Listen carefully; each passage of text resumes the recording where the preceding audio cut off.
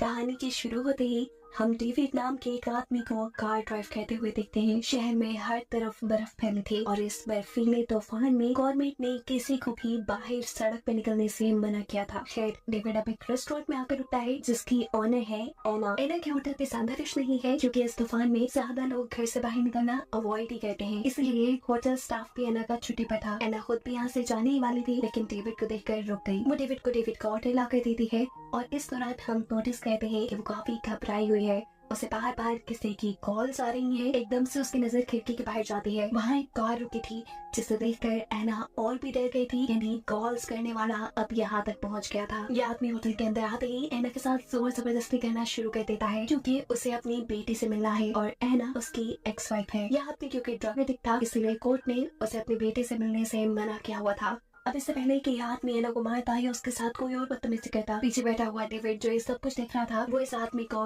रुक जाने को कहता है और उसकी यही हरकत एना के हस्बैंड का गुस्सा और बढ़ा देती है। उससे नहीं वो डेविड से लड़ने के लिए डेविड तक पहुंच जाता है लेकिन डेविड बहुत ही काम बैठा हुआ था जो उससे कहता है तुम्हारे पास दो ही ऑप्शन है, या तो आप मेरे से लड़कर जेल चले जाओ या फिर आप आराम से घर जाओ, अपनी नशा छोड़ने की तैयारी करो और फिर जज से अपनी बेटी वापस ले लो। यह आदमी डेविड की पुलिस को बुलाने वाली बात से डर गया था इसलिए चुपचाप वो वहाँ से चला जाता है और उसका जाना एना को रिलैक्स कर गया था। ये सब डेविड की वजह से हुआ था। डेविड की समझदारी ने ये सिचुएशन इतने आराम से हैंडल कर ली थी और इसी वजह से एना डेविड से इम्प्रेस हुए बगैर नहीं रह सकी। यहाँ वो बैठकर डेविड से बात करती है तो उसे पता चलता है कि डेविड मैरिड है। एना का एक्स हस्बैंड अब जाते हुए डेविड की कार का मिरर भी तोड़ गया था लेकिन डेविड उसके लिए भी खामोश रहता है। वो टेप से अपने साइड मिरर को चिपका कर अपने रास्ते पे आगे बढ़ जाता है। तूफान बहुत तेज था, बारिश हो रही थी, आगे बढ़ना वैसे ही मुश्किल लग रहा था और साथ ही डेविड के कार का फ्यूल भी खत्म हो चुका था, इसलिए रास्ते में डेविड फ्यूल डलवाने के लिए रुक जाता है और इसी दौरान यहाँ से गुजरता है एना का एक्स हस्बैंड। उसे पहले ही डेविड पे गुस्सा था, वो अपना सारा गुस्सा यहाँ डेविड पे निकालना चाहता था लेकिन इससे पहले कि वो अपना प्लान अंजाम दे देता एक पुलिस कार इसी फ्यूल स्टेशन पे आकर रुक जाती है। डेविड जैसे ही फ्यूल भरवा कर आगे की तरफ बढ़ता है एना का एक्स हस्बैंड भी अब उनकी कार का लगातार पीछा कर देखता था और ये चीज डेविड ने नोटिस कर ली थी। डेविड जानता था ये वही आदमी है जिससे उसने होटल में पंगा लिया है और अब नुकसान पहुंचाए बगैर तो ये जाएगा नहीं। अपने आप को बचाने के लिए वो स्पीड तेज कर लेता है। उस आदमी से काफी दूर आने के बाद डेविड रोड की साइड पे अपनी गाड़ी लगाकर ऑफ कर देता है ताकि रात के अंधेरे में उस आदमी को डेविड की गाड़ी दिखे ही न। उसका यह प्लान वर्क भी कर चुका था। वो आदमी डेविड की कार के पास से गुजर जाता है पर उसे कार नहीं नजर आती। डेविड को डर था कि वो आदमी कहीं दोबारा इसका पीछा न करने लग जाए। से छुपने के लिए वो यही जंगल से निकलती हुई एक छोटी सी सड़क पर चढ़ जाता है। ये सड़क बहुत ही ज्यादा स्लिपरी थी, सुनसान इलाका था, डेविड को ज्यादा कुछ नजर पे नहीं आ रहा था और इसी स्लिपरीपन की वजह से डेविड की कार का एक्सीडेंट हो जाता है। वो कार स्लिप होकर साइड पे गिर जाती है। डेविड ने काफी कोशिश की कि उसकी कार वहाँ पे सड़क पे आ जाए लेकिन कार के टायर्स बर्फ के अंदर धंसते जा रहे थे। मजबूरन अब वो गाड़ी से निकलता है और अपने हाथों की मदद से टायर्स के इर्द गिर्द से बर्फ हटाने की कोशिश करता है लेकिन ऐसे बर्फ की ठंडक में उसके हाथ जख्मी कर गए थे। उसे लग रहा था कि अब उसके हाथ टूट जाएंगे। मजबूरन वो अब वापस कार में बैठकर अपनी कार का हीटर ऑन करके अपने हाथों को सेकने लग जाता है।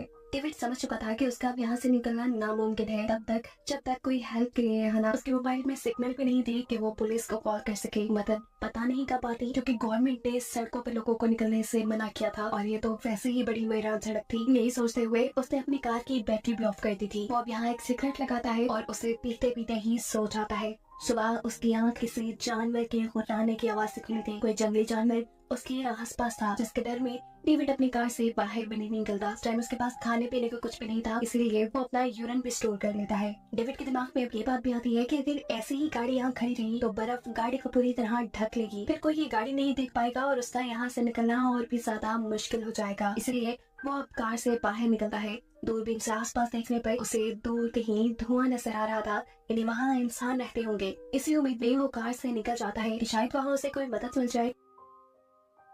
वहाँ जाने से पहले वो अपनी गाड़ी की डिग्गी खोलता है और उसकी गाड़ी की डिग्गी में हम बंधी हुई एना को देखते हैं। डेविड जिसे हम अच्छा इंसान समझ रहे थे वो एक किडनैपर था जिसने एना को किडनैप कर लिया था। वो कार से दूर जाने से पहले एना को वार्न करके चाहता है कि इस कार से निकलने की कोशिश भी न करना, लेकिन एना क्यों अपने किडनैपर की बात मानती। वो उसके चाहते ही कोशिश करना शुरू कर देती है और उसके जो हाथ और मुंह टेप से बंधे थे वो उन्हें खोलने में कामयाब भी हो जाती है। अब वो इस गाड़ी से भी बाहर निकलना चाहती थी लेकिन कार की बैक साइड अंदर से नहीं खुल सकती थी, इसलिए वो कार के बैक स्पीकर्स को हटाते हुए कार के अंदर आने में कामयाब हो जाती है। कार के अंदर आते ही वो कार का दरवाजा खोल के बाहर भाग जाती है लेकिन बाहर बहुत ज्यादा ठंड थी और दूर दूर तक उसे जब कोई इंसानी जगह नहीं नजर आती तो उसे बेहतर वापस कार में जाने लगता है, जहाँ एटलीस्ट वो सर्दी से तो बच सकती थी। हाथ पांव उसने अपने खुलवा लिए थे, डेविड से भी मुकाबला करने के वो अब काबिल हो चुकी थी, इसलिए ना कार के अंदर वापस जाकर बैठ जाती है क्योंकि सर्दी बहुत ज्यादा बढ़ चुकी है। और दूसरी तरफ अब हम डेविड को देखते हैं। धुएं वाली जगह पहुंचने के चक्कर में वो कार से बहुत दूर आ चुका था और अब उसका पाँव भी एक गड्ढे में फंसकर टूट चुका था। उसकी हालत बहुत खराब थी, उसके पाँव से बहुत ज्यादा खून निकल रहा था। उसे यहाँ उठा नहीं जाता, लेकिन उसे हिम्मत करनी पड़ती है क्योंकि अगर वो कुछ देर ही ऐसे और बर्फ में पड़ा रहता तो मर जाता। डेविड अब रेंगते हुए वहाँ पे इस कार के पास आने का फैसला करता है, जहाँ एना अब कार में से अपने बचाव के लिए चीजें ढूंढ रही थी, लेकिन उसे यहाँ टेप और क्लोरोफॉर्म के अलावा कुछ नहीं मिलता, इसलिए वो इन दोनों चीजों को अपने पास संभाल के रख लेती है। हम देखते हैं कि डेविड भी घसीटता हुआ कार के पास आ चुका था। वो कार का दरवाजा खोलकर कार के अंदर बैठ जाता है। अपनी पैंट काट कर अपना जख्म देखने पर उसकी भी हालत खराब हो गई थी क्योंकि उसकी टांग की हड्डी इतनी बुरी तरह टूटी थी कि गोश्त को पार करते हुए वो बाहर निकल आई थी। दर्द में वो बहुत बुरी तरह चिल्ला रहा था। उसने अपने पास पड़ी एक वायर को अपनी टांग के ऊपर की तरफ बांध लिया ताकि ज्यादा ब्लीडिंग न हो। अपने दर्द थोड़ा कम करने के लिए वो यहाँ जैसे ही हीटर ऑन करता है तो उसे पता चल जाता है कि उसकी कार में छेड़छाड़ की गई थी। वो समझ गया था कि एना के अलावा तो यहाँ कोई हो ही नहीं सकता। इससे पहले कि वो अपना चाकू उठाकर पीछे एना के ऊपर फायर करता, एना उसे ही अचानक से क्लोरोफॉर्म सुखाकर बेहोश कर देती है। बेहोशी में ही उसने एक ख्वाब देखा जहाँ वो इसी बर्फीले जंगल में है। सामने उसके मरा हुआ जानवर है और उसके दोनों हाथों पे खून लगा है। ये ख्वाब देखते ही वो डर कर उठ जाता है। होश में आने पर वो देखता है कि एना ने उसके हाथ स्टीयरिंग से बांध दिए थे और उसकी गर्दन को सीट से। एना उससे सवाल करती है कि तुम मुझे यहाँ कहाँ ले आए हो और मेरा फोन कहाँ है। जब हमें डेविड बताता है कि तुम्हारा फोन मैंने फेंक दिया था और हम इस टाइम कहाँ हैं ये मुझे भी याद नहीं क्योंकि मैं रास्ता भटक गया था। एना से कहती है जो भी है अब तक मेरी मॉम ने पुलिस को कॉल कर दी होगी, पर डेविड बताता है ऐसा नहीं किया होगा क्योंकि तुम्हारा फोन फेंकने से पहले मैंने तुम्हारी मॉम को मैसेज कर दिया था कि तुम अपने एक्स हस्बैंड के साथ हो। और ये सुनकर एना बिल्कुल शॉक हो गई। एना उसका वॉलेट और फोन नहीं लेती है, लेकिन उसके फोन में भी सिग्नल नहीं थे। यहाँ डेविड उससे कहता है बेशक मैं तुम्हारी कैद में हूँ, लेकिन फिलहाल हम दोनों मुश्किल में हैं और हम दोनों के पास जिंदा रहने के लिए सिर्फ एक ही कार ही सोर्स है, इसलिए हमें इसका इस्तेमाल देखभाल कर करना चाहिए। एना उसकी बात मानते हुए कार का हीटर बंद कर देती है ताकि कार की बैटरी खत्म न हो जाए। इसके बाद वो डेविड का वॉलेट चेक करती है जहाँ पे बहुत सारी फेक आईडीज थी, जिसका साफ मतलब था कि डेविड एक फ्रॉड आदमी है और कभी वो एक जगह टिक कर नहीं रहता। एना बहुत ज्यादा थकी हुई थी, उसे नींद भी आ, इसीलिए वो डेविड की कार में रखी हुई बच्चों वाली सीट को उठाकर कार से बाहर फेंक देती है ताकि वो यहाँ आराम से सो सके। लेकिन डेविड के होते हुए आराम से कैसे सो सकती थी, इसलिए सोने से पहले वो डेविड को भी क्लोरोफॉर्म सुखाकर बेहोश कर चुकी थी। इस मरतबा भी बेहोशी में डेविड वही ख्वाब देखता है जो उसने पहले देखा था। इस बर्फीली जगह पे एक मरा हुआ जानवर जिसका खून डेविड के हाथों पे लगा था। डर के मारे इस मरतबा भी डेविड होश में आ जाता है, लेकिन होश में आते ही वो देखता है कि एना पहले से ही जाग चुकी थी। उठने के फौरन बाद एना को भी वॉशरूम जाने की जरूरत पड़ी थी, इसलिए वो गाड़ी से बाहर निकल जाती है और ये मौके का फायदा उठाते हुए डेविड अपनी गाड़ी को पूरी तरह लॉक कर देता है ताकि एना बाहर ही फंस जाए। उसकी इस हरकत से एना झुंझला चुकी थी, उसे बहुत ज्यादा गुस्सा आ गया था। अगर उसे जिंदा रहना था तो वो गाड़ी के अंदर ही रह सकती थी, इसीलिए अब वो बेबी सीट जो उसने पहले उठाकर गाड़ी से बाहर फेंकी थी उसकी मदद से गाड़ी की विंडो तोड़कर गाड़ी के अंदर आ जाती है। विंडो टूटने की वजह से गाड़ी का टेम्परेचर भी बहुत डाउन हो गया था। उस समय वो सीट बेल्ट की मदद से डेविड को कत्ल करने की कोशिश करती है और इससे पहले कि डेविड मर जाता, एना के जहन में आने वाला कोई अच्छा ख्याल उसे ऐसा करने से रोक देता है। टूटी हुई खिड़की से लगातार आने वाली सर्दी इनको मार देती, इसलिए एना टेप से उस सारी खिड़की को बंद कर देती है। इस सब के बाद एना डेविड का फोन चेक करती है। उसे डेविड के फोन में काफी सारी अपनी और अपनी फैमिली की फोटोज मिली, जिससे उसे साफ पता चल गया कि डेविड ने एक एकदम से उसकी होटल में आके उसे किडनैप नहीं किया था, बल्कि वो तो काफी अरसे से उसको किडनैप करने की प्लानिंग कर रहा था। परेशान है ना, अब उसकी गाड़ी चेक करती है जहाँ उसे बहुत सी लड़कियों की आईडीज मिलती है और इससे वो ये भी जान लेती है कि है ना वो पहली लड़की नहीं जिसे डेविड ने किडनैप किया हो, बल्कि वो पहले बहुत सी लड़कियों को किडनैप करके मार चुका है। वो एक सीरियल किलर है।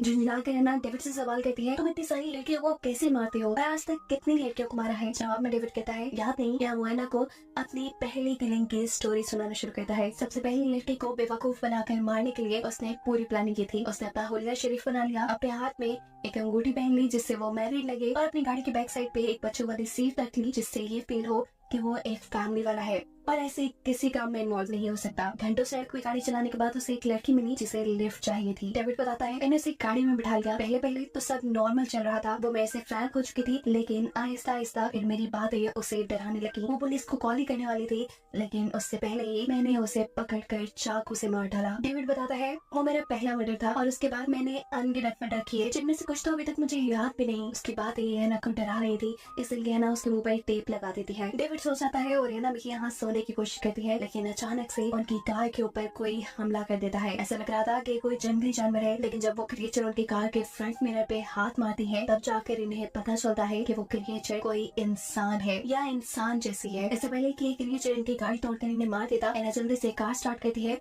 और बहुत मर्तबा कार को हॉर्न दे देकर उसे यहाँ से भगाने में कामयाब हो जाती है। डेविड इस क्रिएचर के यहाँ तक पहुँचने का जिम्मेदार एना को मान रहा था, लेकिन एना उसे याद करवाती है कि उसका खून जो बाहर बर्फ में पड़ा है, उसी की वजह से ये क्रिएचर यहाँ आई। डेविड का जख्म अब बिल्कुल काला पड़ चुका था, उसके पास वक्त बहुत कम था। ये भी हो सकता था कि वो यहीं मर जाता। एना यहाँ डेविड को इस क्रिएचर के बारे में बताती है और कहती है ये क्रिएचर कोई इंसान नहीं थी, बल्कि ये एक रूह थी, एक भूत था। यहाँ पर रहने वालों का मानना है कि ये क्रिएचर यहाँ पे आए बुरे लोगों को उठाकर मार देती है और अपने शिकार को मारने से पहले वो उसके ख्वाबों में आकर उसे डराती है। ये सुनकर अब डेविड पूरी तरह डर चुका था, क्योंकि उसे भी ख्वाब में कई मरतबा एक क्रिएचर नजर आई थी। उनकी इन्हीं बातों के दौरान उनकी कार की बैटरी भी खत्म हो जाती है, जिससे हीटर बंद हो जाता है। अब इनकी हालत इतनी खराब हो गई थी कि मजबूरन इन दोनों को करीब आना पड़ा ताकि एक दूसरे की बॉडी हीट से ये लोग जिंदा रह सके। डेविड को लग रहा था कि वो अब यहाँ मरने वाला है, इसलिए वो एना को अपनी कहानी बताता है कि आखिर क्यों उसने ये मर्डर्स करना शुरू किए। वो जब छोटा था तब उसकी मॉम उस पर बहुत जुल्म करती थी